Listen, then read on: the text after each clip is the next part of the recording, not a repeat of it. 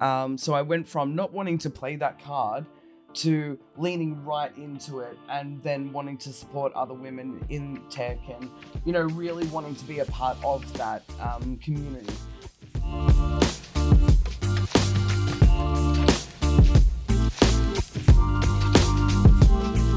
Welcome to Breaking the Binary, brought to you by Newcastle Women and Gender Diverse People in Tech. We're your co-hosts, Arden Jarrett. And Sarah Fraser. Hi Sarah, how are you? Busy, but it's all coming together. Yeah, what have you been working on? Oh, well, we have the /New conference coming up, which will have already happened by the time everyone's listening to this. I'm very excited. But currently it's coming up this week. It should be amazing. And if you didn't go, sorry. And if you did go, I hope you had fun. It really seems like it's going to be the place to be with the number of people who have bought tickets. Yeah, well, it's going to be Newcastle's biggest tech conference ever by our calculations. I haven't really done a lot of research on that, so please don't ask for sources. But it's going to be bigger than DevOps Days, which is kind of the forefather of this conference. That's very exciting. Yeah, awesome. I'm going to take a moment to thank our sponsors. Number one, Newy Tech People. We're in Newy Tech People space, thanks to the podcast studio. Number two, I'd like to thank Port of Newcastle, who have come on this year, and we're very pleased to have them on board as a sponsor, and MGA Thermal. So each of our organisations are committed to diversity, and as a bit of a disclaimer, Sarah works for Newy Tech People and I work for MGA Thermal. So we've got a guest today. I'd like to introduce Jacqueline Garrett, also known as Jax. Thanks for joining us today. How are you? I'm well, thank you. How are you? Thanks for having me. Yeah, we're super pleased to have you here. Our first guest. Yay. Hopefully not last, but depends on how this goes. So we have some rapid questions, just to get an idea on you. Can you tell us a random fact about yourself? A random fact. I think when I went to university, I couldn't public speak. I could not speak in front of more than 5 people without fainting. Oh, wow. There's a random fact. We're lucky we only have about 4 listeners to this. Excellent. I'm safe. And 2 of them are here right now. I was going to say we're lucky there's only 2 other people in the room. All right, next rapid question. Something you're proud of? Well, getting over that public speaking would be a start. It's taken a long journey, but I'm finally there. Getting my company to where it is today, that's been a long, hard journey. Probably longer and harder than it should have been, but so far. But, it is what it is, and I'm happy for that journey because it's shown me a lot about myself, about the people around me, and what can be accomplished from interesting backgrounds. Yeah, I'm so excited to hear more. I think we've kind of heard of each other in the tech community. We haven't actually met in person before, so this is really exciting. It is. Third random question, how do you relax on your days off? At the beach, most definitely. I was at the beach yesterday. I was at the beach the day before. It was a good day for it. It was literally, the summer. I've spent nearly every second day in the water. Okay. And I kind of do that in and around working from home. But, I might finish at 4 o'clock or something like that, go for a swim and then come back and do some more work yeah. It sounds amazing. Newcastle is the perfect spot for that. It is rather. And where I live is right in between the lake and the beach. Oh. So 5 minutes in either direction, I'm in the water. It's great. You probably guess if you're watching this on video that me and Arden don't go out in the sun very often. So we've heard the beach is nice, but we won't be trying. I think it's more the sensory part of the beach, but also the sunburn, yes. And the fact that sand gets in everywhere, even your eyebrows. Yeah. How does that? Yeah, I'm not a fan of that. I do everything possible to eliminate things like that. I literally walk straight down. I'm in the water and I'm straight back out again. I'm under the shower before I go. So nice. It is all business. There is no time spent on the sand. I have this weird thing where I don't mind the sand if I'm going on the beach to walk on the beach, but I can't do that if I'm then going swimming. It's one or the other. And if I'm swimming, I'd rather be at the baths. Right. Love the baths for that reason. Yeah, I can't have the combination of the waves and the sand. I'm also the person who wears booties. Yeah. I'm not joking. Everyone looks at me like a little bit. But I wear the booties in the water so that nothing can touch my feet. That's like seaweed. There is nothing more terrifying than a piece of seaweed wrapping around your foot when the water's a little murky. I have legitimately hurt my knee. Like I've got a bad knee, but I've legitimately hurt my knee further just from like the knee jerk, literally, reaction you get from a seaweed, touching your foot in the water. It's like, what have I said? Oh, wow. I like it. Yeah. When in doubt, wear booties. Yeah, well, let's get into the thick of it. Yeah, okay. Let's start with the basics. What is your tech? So you've got your own company, you've developed this amazing thing. Let's hear more about it. So I developed GGWP Academy back when my son turned pro as a Pokemon player. And so he was competing at a world level. He was getting sponsorships and starting to work with brands and making money off his content. Basically, I put this company together to build a platform that was going to bring together the brands, the games, the people, everything into one platform and make it a little bit more cohesive for people to earn money off content. So really empowering content creators to earn a living out of being content creators. And the tech itself has a couple of different facets. So it is the automation essentially of the typical agency model. We are automating the typical process of talent identification, of campaign management, campaign optimization, campaign reporting, and things like that. So that brands can come to our platform, they can find a creator who, might suit their needs and then engage them in a deal flow, basically, or a templated deal flow that they can begin to work on a marketing campaign with them for. Awesome. And when you say Pokemon, do you mean the video games or the cards? I mean, so this was actually on the DS, but people play the cards as well at the same competition. Oh, that's amazing. So yes, very much same, but similar. Similar group of people. I think the only reason I continue to buy Nintendo games is to get the latest versions of Pokemon. Nice. So I get that. I get it. Yeah. Pokemon is such a low barrier of entry. Everyone loves Pokemon. I think that's one of the really cool things about it. But yeah, so we're building out that automation, but we're also building out something that hasn't been built before in terms of the tech. We are building a personality alignment. So this is where we look at the personality of a particular commercial brand, say Nike, Red Bull, any of those. We categorize them, and then we do the same with an influencer. And we try to bring them all together so that, an adventurous style brand has an adventurous style influencer. And when they're put together in a campaign, the penetration and ROI on that campaign goes up. We're still figuring out by how much. Yeah. But yes, that's the general cool part about the tech that we're building. That's amazing. Is it? Does it have applications outside of for gaming influencers? Are you Absolutely. looking at? Yeah. Yeah, we're starting in gaming because that's what we know. Yeah. That's where we are. Basically, though, this is something that can be delivered into fitness, into beauty, into anywhere where influencers are, relevant to that industry. Amazing. Awesome. Yeah. So how involved are you in the creation of that automation and that platform? So I am, I guess you could say, the person who started with the vision, who has a really clear idea of what it should look like, feel like, touch like, all of those things when it's built. So I started off, I'm actually a very non-technical founder. Yep. So it's funny that I should be, involved in anything that's tech because I'm not actually by training a tech person. I am more involved in, I guess, just the look and the feel of how it should be, and then handing that over to the people who are able to build it and bringing together the right people to do that job. So, yeah. Yeah, it's definitely a skill in itself, and knowing how people will interact with things and how things are interpreted is like really important in being the product being used. Yeah. And it's been a really long and hard sort of a learning journey for me as well. I mean, we've got a CTO who is very technical, who is very logical, and who is just very amazing for that detail-orientated kind of work. Whereas I'm the complete opposite. I am the big picture, this is how it should look. You'll figure it out. I'm totally the opposite of what he is. And so learning how to figure out how we put our communications together to build something cohesive has been a job.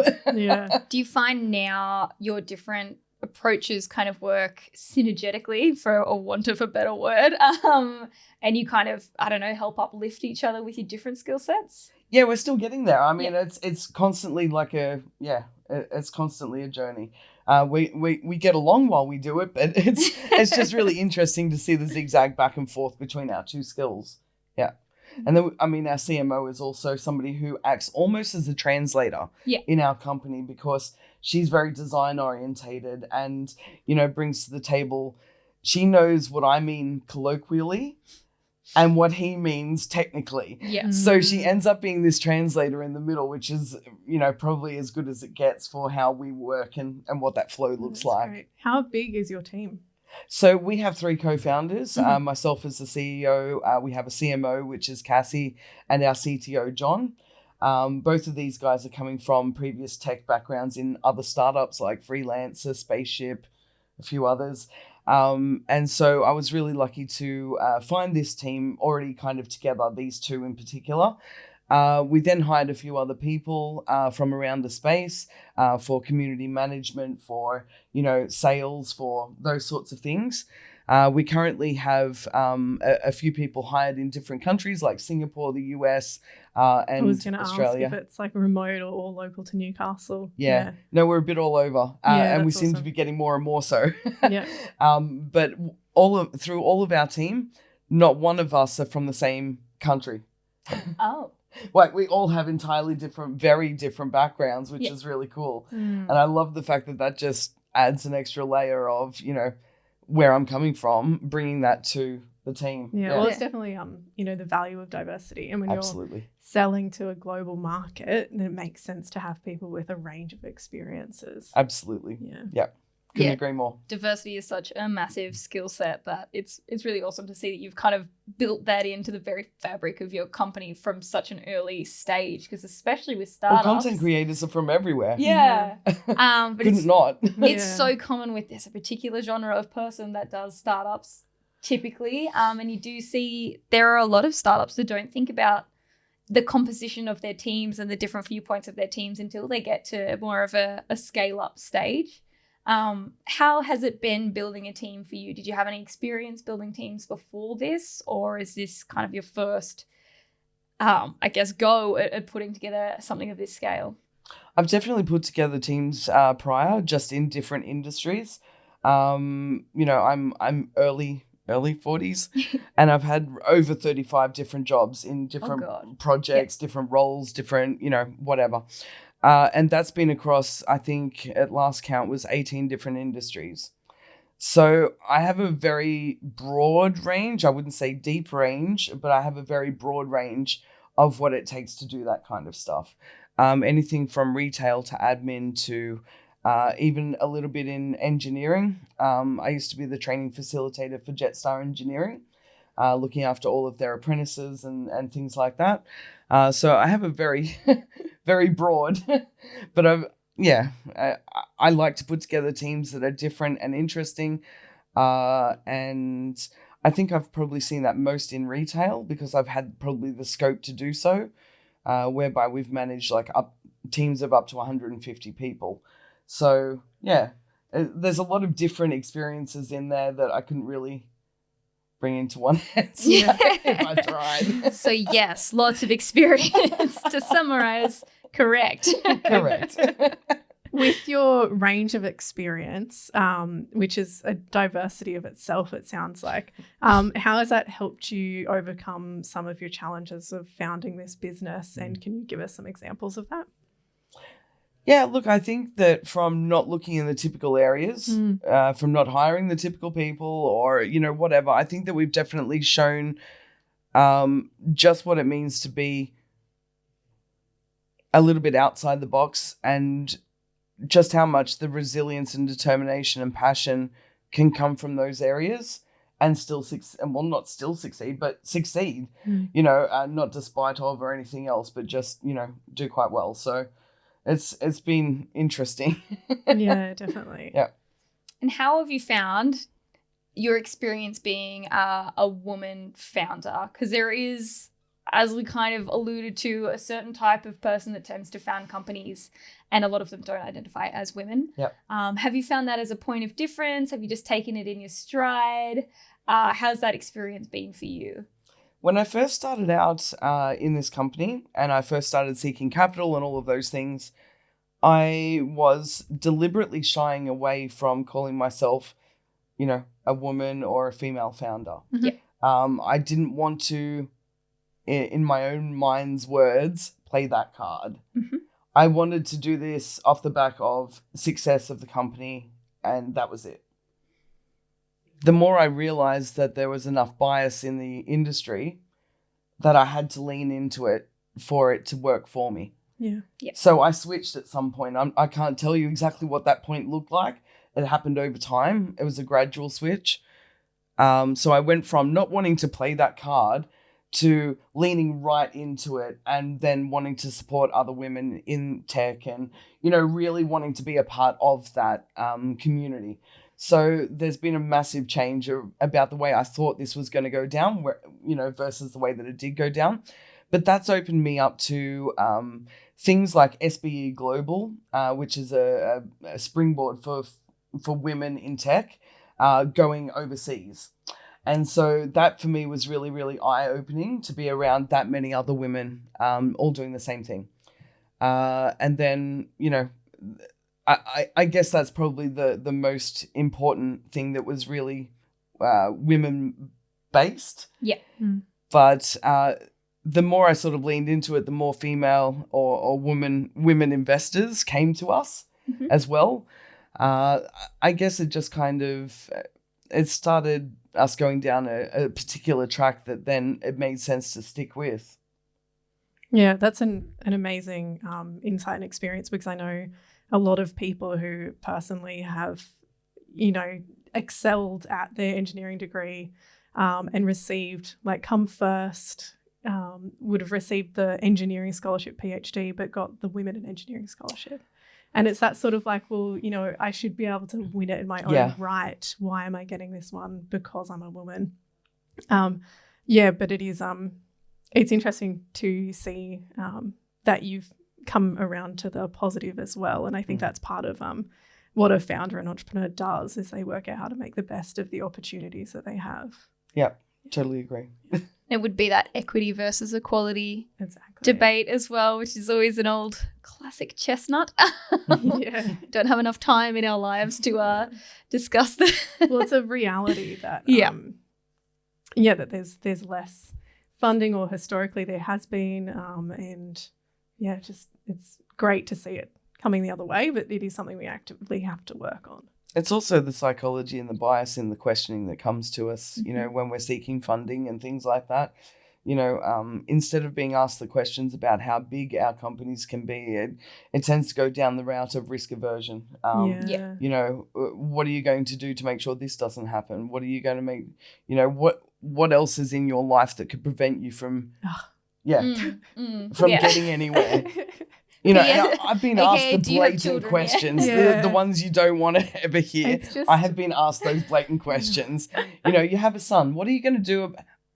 How does that even come into the conversation? When they ask the men those questions too, then we'll know. It was particularly funny when I was getting those questions in Germany. So I was accepted to a Berlin-based accelerator when I was still a solo founder. So I went to Berlin for nearly 4 months, and they were asking me while I was in Berlin for 4 months, what are you going to do about your son? And I was like, the son that's back in Australia being looked after while I'm here. It's like, I'm here, aren't I? I think I've already answered that question, guys. Wow. Oh, man. What is your favourite part of this experience then? There are challenges. What's been like the breaking those norms? Yeah. I really enjoy that. I really enjoy being able to show somebody, you know, I don't know if that shows such a little piece about the way that I am, but I really like to be something unexpected. Yeah. That's amazing though, because it is such hard work. It can be so wearing to like constantly withstand those biases and questions that you get asked. Yeah. So the fact that you actually enjoy that is amazing. I do kind of. Yeah, being visible is, especially if you're not from a group that's used to sticking out just because you're different from the demographic of where you are, it's kind of hard to understand how exhausting just being or having a sense of being the other is. Australia has a whole like tall poppy syndrome too. So it's like cultural as well. Don't stand out. Yes. Very much ingrained from birth. Yeah. What's most exciting about the next like upcoming year? Oof. Yeah, tell us some future plans if you can. I'm really excited for a couple of different things. One would be to go to Gamescom in Germany. I'm looking forward to doing that in August. And the other thing is for us to finish our build phase at the moment. So we're currently very deep in a build phase right now, which means we're not spending money on marketing. We're not being very front facing. We're being very quiet, closed off. We just want to get stuff done. Yep. So we're doing that at the moment, and I'll be much happier when we have those products built and we're able to start marketing again. And, you know, I can get a little bit louder like I enjoy to be. And I'm looking forward to the other side of this build, which should be about mid this year. So really excited for the second half of the year in general. Imagine how many more podcasts you can do if you've already done this many in your quiet phase. Well, we might already have touched on this, but why Newcastle? And why do you think Newcastle's a great place to be from a tech perspective? Look, I definitely see that there are some challenges with being in Newcastle and trying to build tech from here, especially considering I had to look for such a niche kind of an investor in the first place and build networks in Sydney, Melbourne, wherever. I guess I was just exceptionally lucky that I know this sounds terrible and horrible, but COVID happened and made Zoom much more acceptable for investors and pitching and everything else. It meant that, you know, all of these investors who would typically be gatekeeping and not allowing meetings and things like that became very used to being on Zoom calls. And I was able to get in the door that way. So I think that kind of worked for me at the time. But bringing it back to Newcastle, I love being in Newcastle because more and more we have the talent to do so. We have a really great balance of lifestyle here that you can't seem to get. Well, I've not engaged in anywhere else. You know, such a really beach, you know, relaxed kind of a lifestyle, but also have the talent and the connections more increasingly to do bigger things. So I think that it's really that balance of lifestyle, allowing us to access both sides. Yeah, great. Are you primarily remote working with everyone? Yes, very much so. Okay. So our entire team works remotely. Even though, you know, a couple all live in Sydney, they're working from their houses as well. Yeah. We do occasionally get together in the startup hub in Sydney to have like a working day or, you know, celebrate a milestone or whatever. Yeah. How do you manage remote work? Because I know that there's I think if you just take what you'd expect from an office community or running an office, like a workplace, and you translate that to remote, it doesn't really work unless you actively put the effort into building relationships while being remote with your team. So how do you do that? Look, we started out with a whole range of things like gaming on Friday afternoons together and stuff like that. Like makes sense. we get in a game and stream together and stuff like that. Yeah. And that worked for a certain amount of time, but it didn't work all of the time. So I think one of the things you can do is to keep it fresh. You know, make sure you try different things and see what works with your team. But yeah, I mean, we don't really do anything special, nothing, you know, too gimmicky or anything else. It's, we get on with our business. We use Slack to communicate. Yeah, cool. It sounds like there's no secret sauce here. Yeah. You'd already being in a gaming industry. You'd already very much used to Discord and things like that as gamers. Yeah. So then that's just like chatting as you go as well. Potentially, we are more mind frame set up for that kind of stuff. Yeah, absolutely. Not sure. Or just like even using technology or like on a more regular basis. I know there's a lot of people in some offices who have trouble printing or converting to PDFs. We definitely don't have that kind of demographic on our books. So yeah. I know because we use Slack as well and we think it's great, but there are some people, a large majority of the people that I know that are my friends, they don't know what Slack is, and they've just never had to learn because they're not in technology-facing professions. They're like lawyers or even engineers or doctors or whatever. That was some, and they just don't know what Slack is, and they have no idea what I mean when I'm talking about it. And here I am trying to cull all of my Slack channels. Like, what is the most important ones that I cannot live without, and cull the rest. Newcastle has that big technology Slack, and one man asked me if I was trying to get him to join a cult when I said, "Oh, are you part of the Slack?"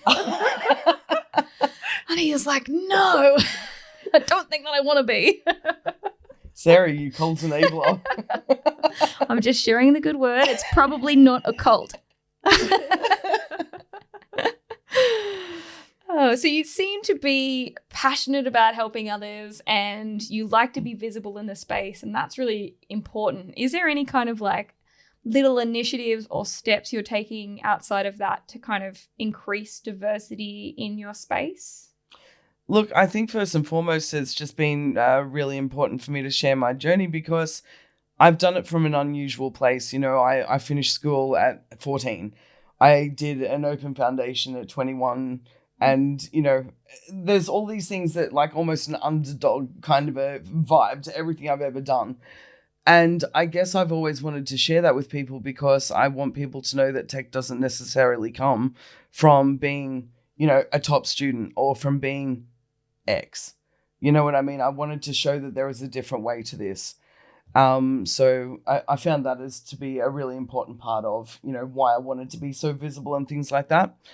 On the other side of things, I'm always mentoring other founders where I can, you know, if I find myself in a position whereby that makes sense. I love to help others, you know, make this journey a little bit easier than I probably have.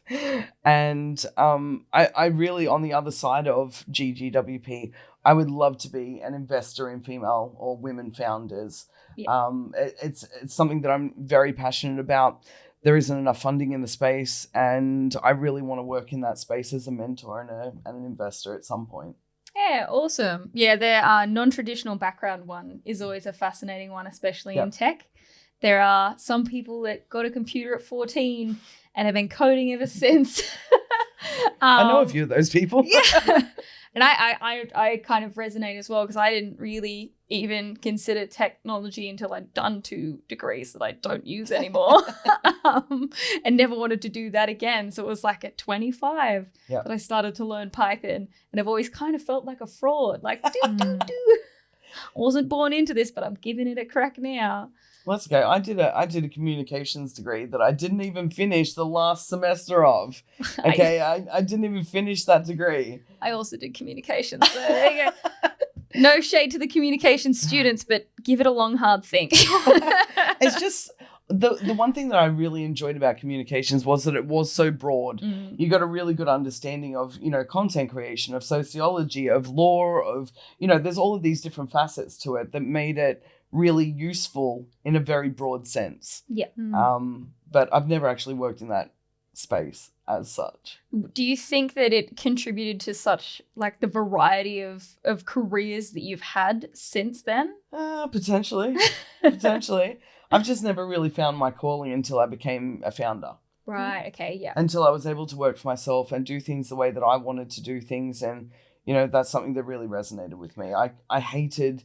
I always felt like there was a level of micromanagement, or there was, you know, poor management, or, you know, it never really quite fit in other industries for me. So when I started working for myself with my first startup, then I understood exactly what needed to happen going forward. Yeah, it sounds like you take so many opportunities and like, I love try everything. Yeah, I love that, you know, you wouldn't have been able to, you know, stand where you were when you finished school or left school and have known where you'd be. Yep. And I think there's so much pressure put on teenagers to know what they want to do or pick the degree. And then like, even like I'm working in marketing now, but I didn't do a marketing degree. So it's like. Maybe that's the secret. Just work somewhere you didn't do a degree for. Yeah. Don't have a degree in this, you're in. Maybe the secret is to always be open to picking up more skills. That's probably a better one. Yeah. Yep. Absolutely. Have as many skills as you can possibly fit. Yeah. Never stop learning. Always be a part of it. And if you're still going forward, then you're in the right direction. Yeah, that's awesome. And specifically, what advice would you give people looking to go into your field? So that's gaming or being a founder. I'm just really interested in maybe what you would have told your younger self. I would say that the number 2 would also be that it doesn't really matter where you start, it only matters where you finish. You shouldn't look at where you are now and say, I can't do that, or really sort of put those parameters on yourself. Always shoot for the stars. God, I hate that. But if you're really looking to do the biggest possible thing that you can ever do, you're always going to land somewhere cool. You know what I mean? I know there are better ways of saying it than that. But well, that's always if you aim high, exactly, then you're going to get at least a lot further than you would if you aimed low. Yes. Miss 100% of the shots you don't take. Jam that one in there too. Nice. But yes, you're totally right. That's the kind of thing that I totally believe in. You've really got to have some big visions and just try to execute them as well as you personally can. And even if you don't quite get there, which is not what anyone aims for, you're still going to do some amazing work. And learn. Build experience. Indeed. Yeah. So if you probably, and I'm putting words in your mouth now, probably identify as a lifelong learner. Am I right in saying that? Yes, I get bored easily and I like to learn things. How has, I guess, teaching yourself to be a founder go? Like what resource sounds like you've gone through some great startup programs. Was there anything else that you found really valuable? If I hadn't had this background, I don't think I would be a founder. I think that I was searching for something like this through every choice that I've made. And I think that all of those things combined make me a decent founder in that way, because I do things differently and I don't take the typical path, and I'm always looking to do something unexpected. And all of those things combined really, add up to founder, I guess. Yeah. And not working in a typically, cookie cutter kind of a position. I have heard that a lot of people start their own business so they can put other people in their no thank you pile. It's usually worded a little ruder than that, but this is a family friendly podcast, so we'll keep it at that. I don't, it's not that I don't like authority, but it's more that I just don't think they're right. I would respect your opinion if it was more correct. Exactly. Facts are facts. Exactly. Oh, amazing. We loved hearing about your story today, Jack. So thank you for coming into our podcast studio, or the Newy Tech People podcast studio. It's our podcast studio now. Yeah. Thank you, Newy Tech. We've got it better. It's been great to meet you guys as well, because I've obviously met you through online, on Slack, on social media, on things like that. And so it's great to meet you guys in person. And I mean, you're totally what I expected, which is awesome. Thank you. Yeah. I do love that our community, builds connections with everyone, but it's also been very beneficial to us building connections. And that wasn't the intention at all.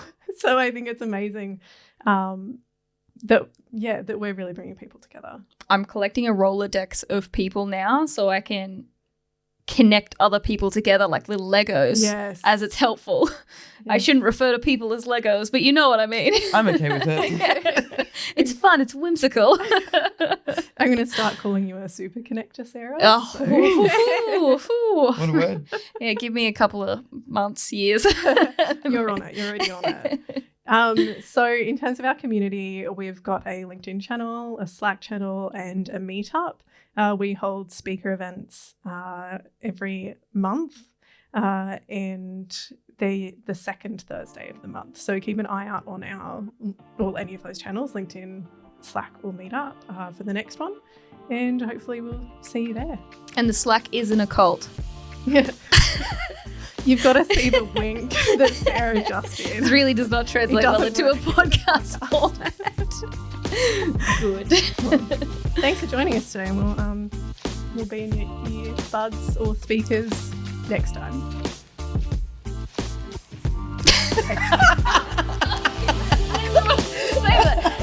Yes. Correct. Indubitably. Indubitably. No one breaks that out enough, honestly. Underrated word. Hilarious. All right, good. Excellent. Thank you. That was really well done.